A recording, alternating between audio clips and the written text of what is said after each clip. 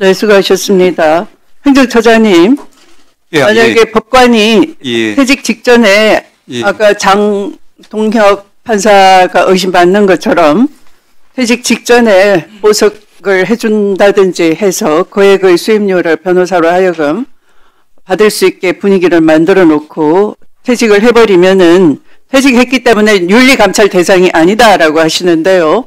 그렇게 해서 처신이 신중하라라고 원론적 말씀하시면 누가 처신을 신중하게 하겠습니까? 누구나 퇴직 직전에 한 건 하고 먹튀를 하겠죠.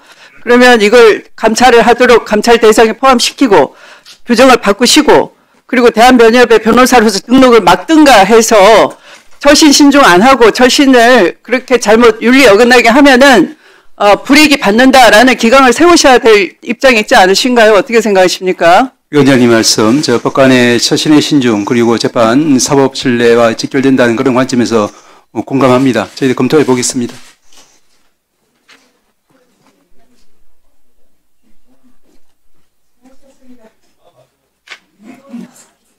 자, 다음은 박균택 위원님 질의 시작해 주십시오. 네, 질문하겠습니다. 좀 전에 첫 질의에서 조모 의원님께서 법사위원장님을 비난하는 발언을 잔뜩 하셨습니다. 이게 국정감사인지 아니면은 법사위 감사인지를 모르겠습니다. 인신공격 대신에 국감의 목적에 충실한 회의가 진행되기를 기대하면서 질의를 시작하겠습니다. 법무부 장관님께 먼저 질의드리겠습니다. 예. PPT 좀 띄워주시겠습니까? 좀 전에 국힘의 주모 의원께서 중국인 단체 관광객 무비자 입국과 관련해서 간첩 면허증이라고 떠들고 있었습니다. 한동안. 그런데 막상 자료를 한번 보니까 작년에 본인이 부산 지역 크루즈 관광 활성화가 기대된다고 홍보를 많이 했던 자료가 드러납니다. 그래서 지금 조롱의 대상이 되고 있습니다. 본인이 작년에는 잔뜩 홍보를 해놓고 이제 와서 간첩 면허증이라고 얘기를 하면 되겠습니까? 그리고 이 부분을 제가 한번 팩트 체크를 하기 위해서 장관님께 먼저 여쭙니다. 네. 내용을 한번 봐보십시오. 무사증, 중국인 무사증 입국 가장 많이 허용했던 정부가 어느 정권입니까? 박근혜 정권이 360만 명에 대해서 허용했습니다. 문재인 정부는 160만 명, 윤석열 정부는 짧은 기간인데 140만 명을 해줬습니다. 주로 국힘 정권에서 저렇게 잔뜩 허용했는데 그게 간첩 면허증이니 뭐 살인자를 강력범죄자를 끌어들이는 거라니 이런 식으로 공격적인 태도를 취하는 것은 문제가 있는 거 아닙니까? 저 사실관계로 분명히 지금 이재명 정부의 무비자 정책을 비난하는 것은 옳지 않다고 생각하는데 장관님 느낌이 어떠십니까? 어쨌든 정부의 중국 관광객 무비자 정책은 지금 이재명 정부가 시작된 건 아니고요. 지난해 정부의 관광 활성화 정책에 따라갖고서 지난 12월에 한덕수 총리 주재하에 관광 활성화 대책회에서 결정이 돼갖고 올해 3월에 최상훈 부총리 하에 정책 결정 모임에서 결정됐던 겁니다. 그에 따른 거고요.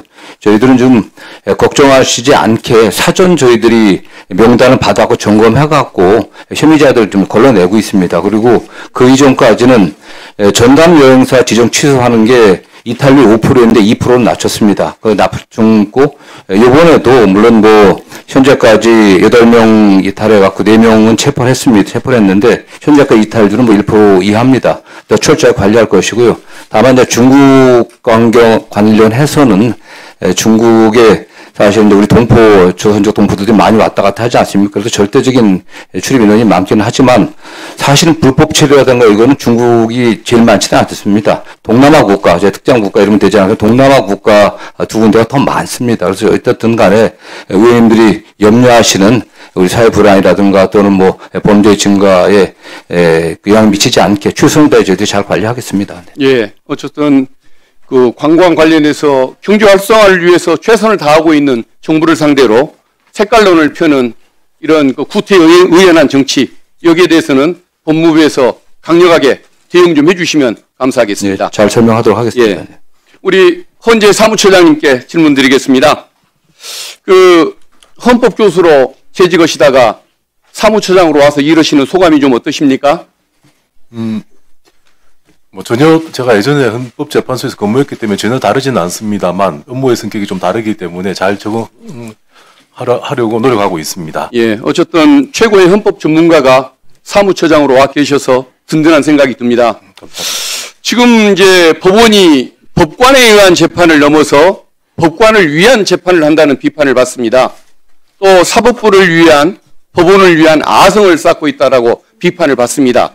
반면 헌법재판소는 어떤 헌법 정신에 충실하게 국민 주권주의 원칙을 달성하기 위해서 노력하는 모습을 보입니다. 그러다 보니까 법원의 재판에 대해서도 헌법소원 제도를 도입하자 이 재판소원 제도에 대한 어떤 공감대가 많이 확산되는 것 같습니다. 근데 이제 다만 이게 사심제라는 이제 비판을 합니다. 그러나 제가 보기에는 우리 김규표 의원님이 제출한 법안을 보면 대법원 판결이 확정됐을 때 확정 시기를 늦추는 것도 아니고 원칙적으로 집행 기능을 빼앗는 것도 아니기 때문에 이것은 사심제가 아니라 삼심제다. 다만 헌법재판소에 어떤 그 거름장치를 한 번 더 두는 것에 불과하다라는 생각이 드는데 사심제라는 비판에 대해서 우리 사무처장님 견해가 어떠십니까? 네, 답변 드리도록 하겠습니다. 저희들도 사심제라는 그 언론 보도나 지적은 재판소원에 대한 부정적 평가에 기인하고 있는 것이라고 생각을 합니다. 법원은 사실의 확정과 법률 적용을 담당하는 사법기관이고 헌법재판소는 어디까지나 헌법을 해석함으로써 기본권을 보호하는 기관입니다. 법원 재판 역시 공권력으로서 국민의 기본권을 침해할 수 있고 그 경우에는 헌법재판소에 의해서 헌법적 판단을 받는 것이기 때문에 헌법심이라고 할 수 있고 사심제는 정확한 지적이 아니라고 생각합니다. 예. 그리고 이제 또 하나 그 우려가 헌법재판소가 너무 업무가 폭증하는 거 아니냐, 감당할 수 있겠냐, 이게 이제 두 번째 우려인 것 같은데 여기에 대한 견해는 어떠십니까? 네, 헌법재판소가 37년 동안 경험을 통해서 헌법소원 제도에 대한 여러 심사 기준을 확립하고 있습니다. 재판소원도 사실상 헌법소원의 한 유형이고 그 경우에 헌법재판소 재판부는 사실상 여러 가지 심사 기준을 적용해서 어렵지 않게 사건을 해소할 수 있을 것이라고 생각을 합니다. 다만 사건이 폭주함으로 인해서 생기는 행정적인 부담 이런 것들은 부정할 수 없을 것 같습니다. 예, 알겠습니다.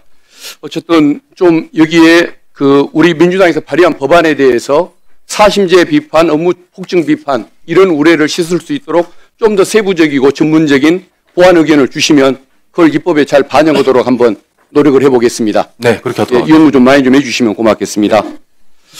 행정처장님 질문 드리겠습니다. 예. 제가 구속영장 심사위원 제도를 도입하자 여기에 대해서도 국민의 목소리를 듣도록 국민의 사법 참여를 도입하자라고 지금 법안을 특별법을 제출을 했습니다. 예. 여기에 대해서 어떻게 생각하십니까? 영장 참여재판제도 말씀하시는 거죠? 예.